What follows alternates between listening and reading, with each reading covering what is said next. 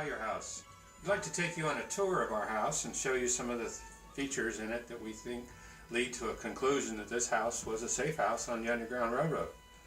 We purchased this house in 1992 from Samuel Walker, a professor at Oberlin College, and at the time we weren't told anything about the house having a special history. But over the years we've gotten quite a few stories from many of the previous owners. And here are listed all the previous owners from 1828 all the way till 1992. So we have 180 some years of history of the house. Orlando Hall owned the house from 1834 to 1889. We believe that he was the one who would have ran it as a safe house. We'd like to show you one of the features of the house in the basement. So come along and we'll take the tour of the Underground Railroad house on Hallauer Road. This is clue one. This is the cellar, and it was called back then in the day. Shortly after we moved here, we found a pile of loose bricks stacked in this opening here. And after removing them, we discovered the cutout and that there was someone could easily crawl up and hide into that opening. Then place a board over the hole and be well hidden from searching eyes.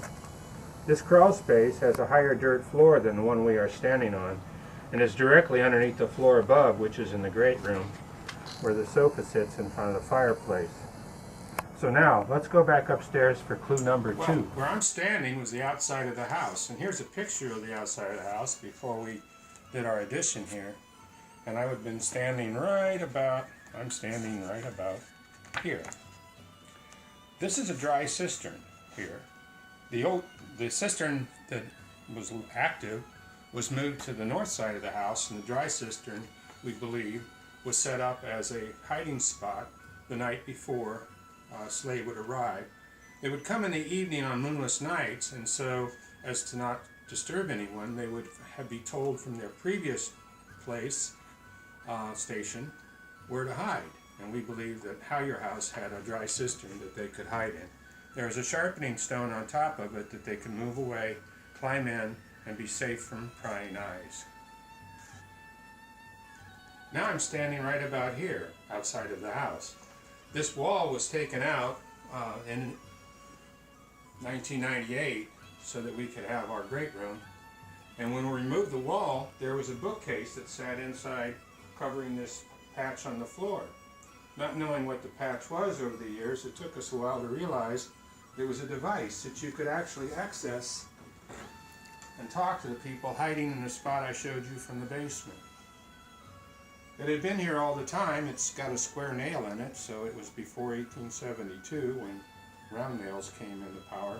I had this wire on it because the kids kept dropping it down into the hole and I had to fish it. So that's what we call the holler hole, because you would tell the hiding slaves to go out front, go up the stairway in the closet, go out the front door, run to Oberlin and safety if the sheriff was pursuing you in the basement. So those are our pieces of evidence of Hallauer house, and every once in a while something else pops up. A couple months ago I found a pocket watch in the yard with little dents in it. Now that has a story to tell. So come stay with us, and maybe you and I together can find some more clues to the Underground Railroad house and the secrets that lie inside this building.